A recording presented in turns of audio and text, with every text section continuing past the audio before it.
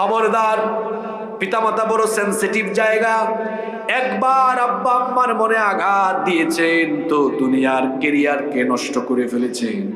একবার পিতামাতাকে আঘাত করেছেন তো দুনিয়াও শেষ করলেন, আখিরাতও শেষ করে দিলেন।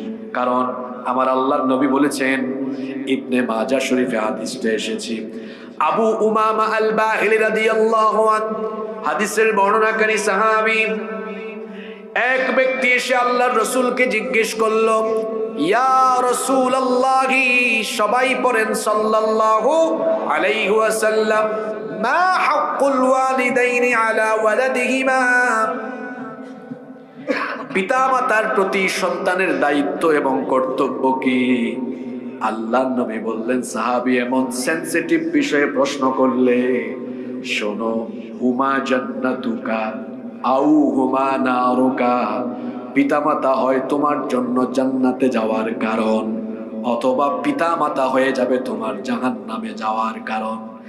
পিতামাতাকে আঘাত করেছো তো জাহান্নাম তোমার জন্য ওয়াজিব করে ফেলেছো, পিতামাতাকে রাজি খুশি করে ফেলেছো তো আল্লাহর জান্নাত তোমার জন্য ওয়াজিব করে ফেলেছো। পিতামাতা কত সেনসিটিভ, কত গুরুত্বপূর্ণ শুনেন।